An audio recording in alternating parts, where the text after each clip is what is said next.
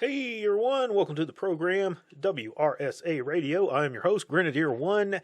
As always, I hope you are having a good week. I've had a good one, I guess. Been busy with work things and life things, so it's been kind of fun, kind of interesting. Been interesting watching the world this week as been I have been looking at a lot of videos to get caught up with and reading some material to get caught up with the war in Ukraine, some of the other things that are going on. We got the SHOT Show this week, which is always fun to kind of peruse those videos. I enjoy some of the gun tubers who go to the SHOT Show and put out their videos. Some of those are they're good, good hosts and good production value and things like that.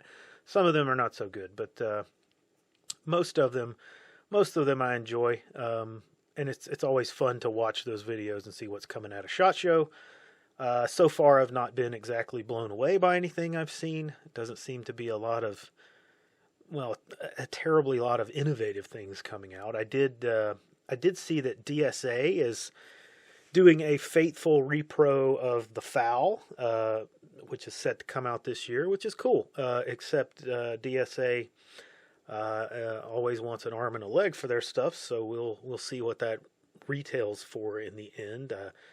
I would imagine it's probably going to be $2,400, something like that. But we'll see. I would love to have one. Do the whole DPM camo and the foul, but anyway, we'll see what that final MSRP is.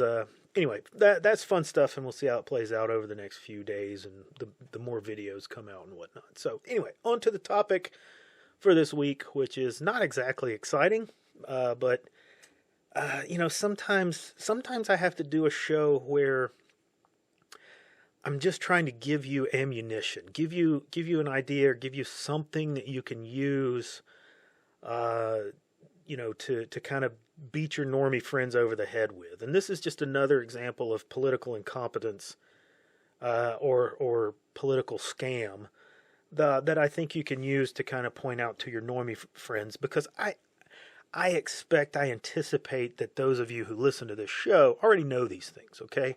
But, this is hey, here's a link to this show. Listen to this guy talk about this, and blow somebody's mind open. So anyway, over the last couple of weeks, as the GOP has taken power in the House, we have been treated to a few items that are just galling. They're just gear grinding, frustrating asshattery that has just got to be called out. It's just begging for someone to shine a light on it, and indeed, I'm not the only one that's pointing these things out. This is not a topic that, like I said, I'm bringing you a new spin on or something like that. Or pointing out something that's completely new. I'm talking about the introduction of proposed bills that sound really awesome. These are fantastic ideas. I don't have any problem with the bills, okay? The two that I'm going to highlight. First off, we got a bill that would shut down the IRS and replace the income tax with a flat tax. Now, like I said, I'm fine with this. This is great. This is a great idea. I'm a big proponent of the fair tax, which via a constitutional amendment, and that's the important part, by the way, removes the income tax and makes income taxes illegal. And it converts us over to a national retail sales tax. That's the fair tax plan. Great, a consumption tax rather than an income tax, which I think it's a fantastic idea. I supported this plan for almost 20 years. It's been a long time since that idea has been out there. It was something that Ron Paul introduced a number of times into the House, into a proposed bill. And I thought we were very close to getting it passed at one point in time. And if I recall correctly, I'd have to go back and look at the timing of that. That was mysteriously right before the 2008 market crash, which kind of distracted everyone and really killed the whole movement. That movement is still out there. It hasn't really gone away, but it just doesn't It doesn't seem to have the oomph behind it and the appeal that it had at that time when Ron Paul was putting it all in, putting a bill in every session of Congress. So a bill to repeal the income tax and replace it with a flat tax, which is again slightly different. It's attractive. It's a very good idea. Fantastic idea. Then this week we get Matt Gaetz introducing a bill to abolish the ATF and shut it down. Also repealing some of the nonsense decisions that the ATF has put into place here in the last few years. And given the bump stock ruling in court recently that the court viciously slaps down the ATF, telling them that they can't make up these definitions out of whole cloth and arbitrarily determine that something is a machine gun when it's clearly not. You have to think that the courts are not going to allow the ATF's pistol brace rule to stand, but we'll have to see. That'll have to play out. They dropped their ruling, as most of you probably know. Hey, these things aren't legal anymore, even though we told you could have these, and companies manufactured them, and other companies put them on their guns to sell them from the factory with them. And oh yeah, you know what? Those are illegal. Sorry. That's a short barrel rifle now. You're gonna have to register this thing. Oh, and we'll do the registration for free for you, but you still got to get put on the list and do the paper and all that kind of stuff. Yeah, no thanks. That's unconstitutional. You know it. I know it. It doesn't even match the spirit of the law in question. I don't know how that will play out. Part of me says the courts will slap that down and it'll go away, at least for a time. But who knows? Who knows? In a sane world, we would not have, a need to have these kind of conversations and rogue agencies making up things as they go along that they do not have the authority to do. That would not be a thing. We would not need that. But this is clown world. So we have to, go to civil arbitration through the courts and have them remind the ATF that they're an agency.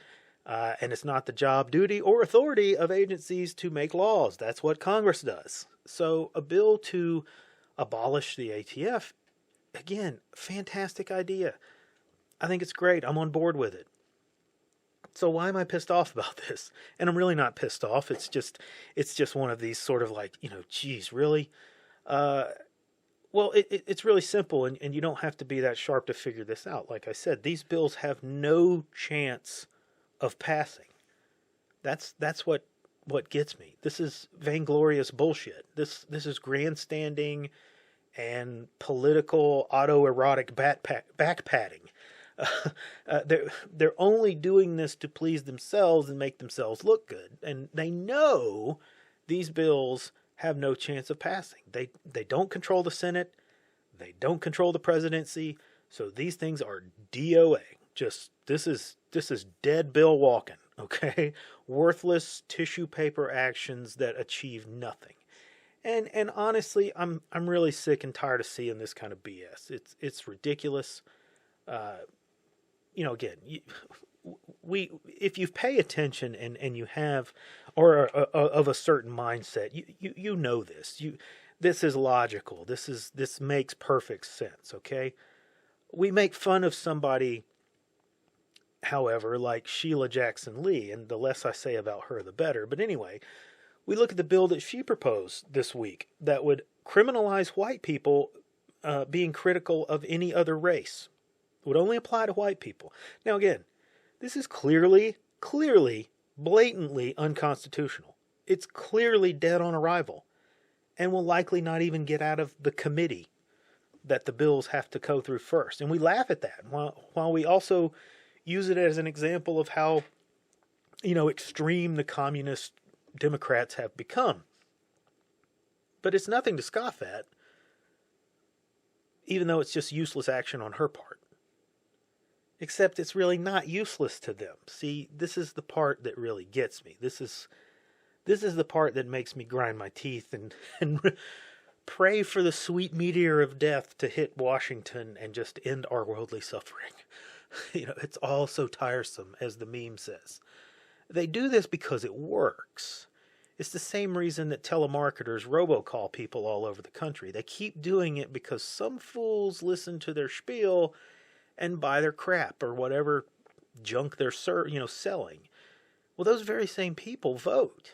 So while they are getting all these scam products sold to them and losing all their money, they're watching Boomer TV and they see their flavor of political douchebag on that channel talking about how they are fighting for them and trying to pass these laws that will address these things they want government to be doing for them and protecting them from government doing things they don't want to them. So these same people see this on TV, on whatever mainstream media they watch. Oh, they see Matt Gaetz go on TV, or they see Sheila Jackson Lee go on TV and talk about these things. I proposed this bill and this is what it would do and blah blah blah.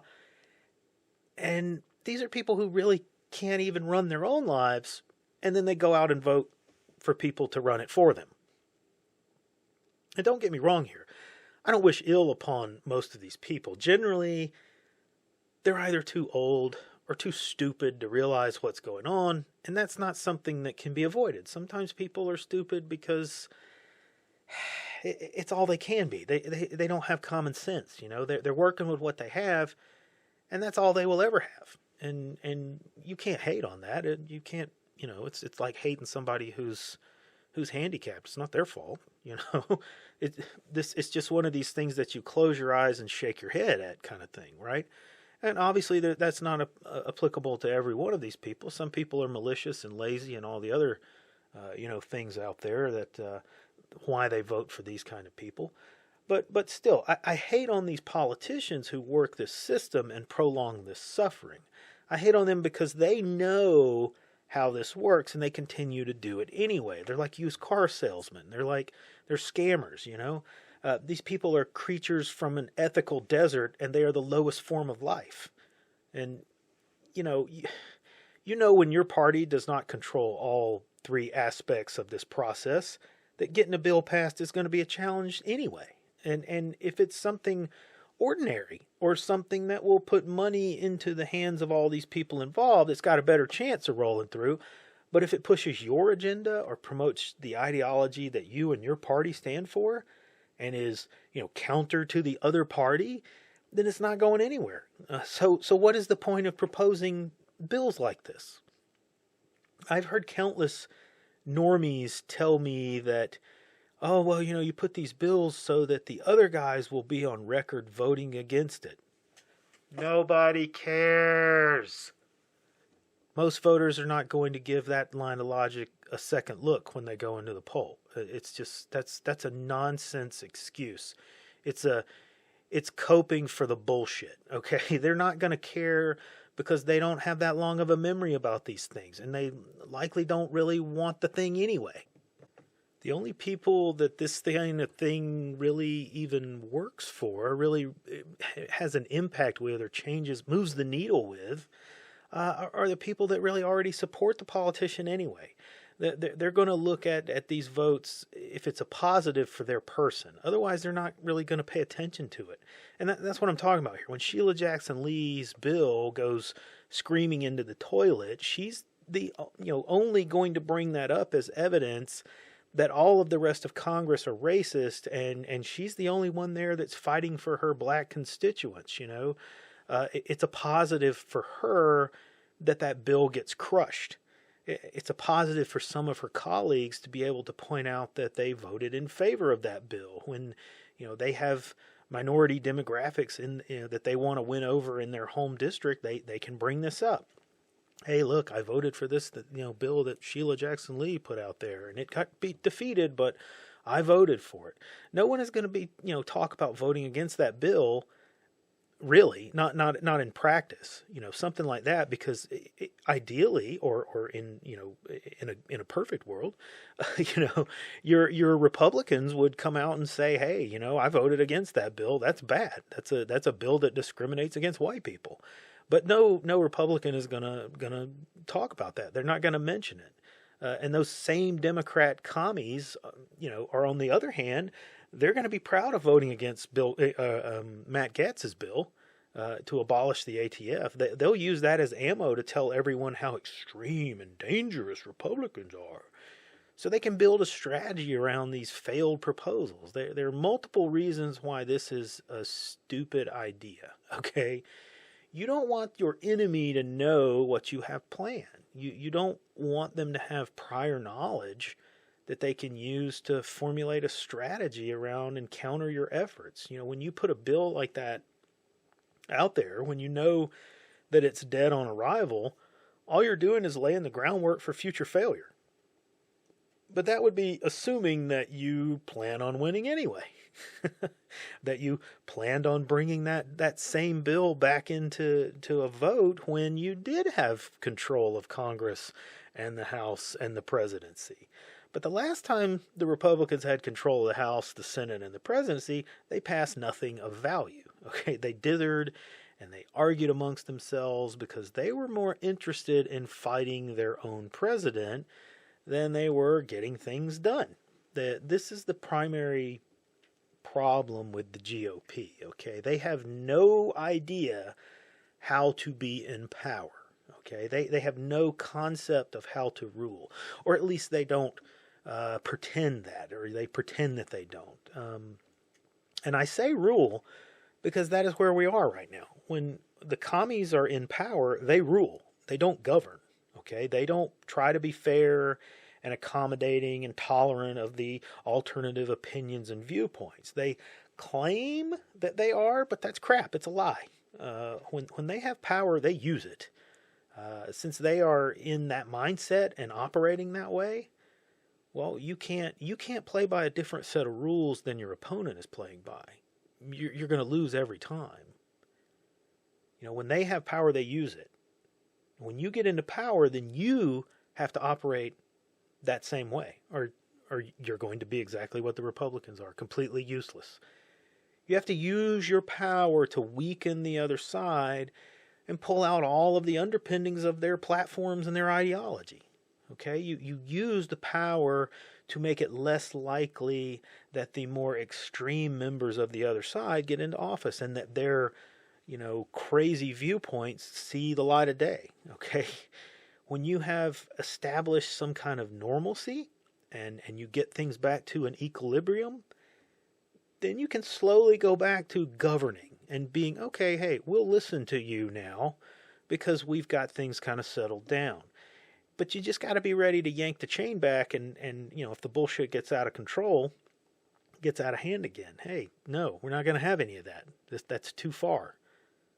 And that's simplifying things, of course, but it's what needs to be done. It's basically what needs to be done. Dig out the rot, debride the wound, it's the only way.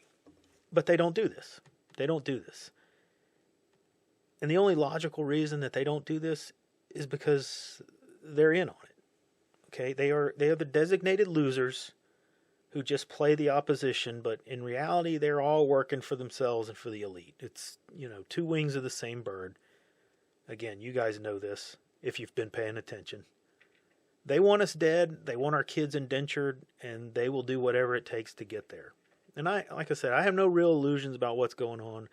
I get frustrated with this because I know this is something that normies just don't see. Okay, this stuff is so blatant to me and to you and to those who have eyes to see.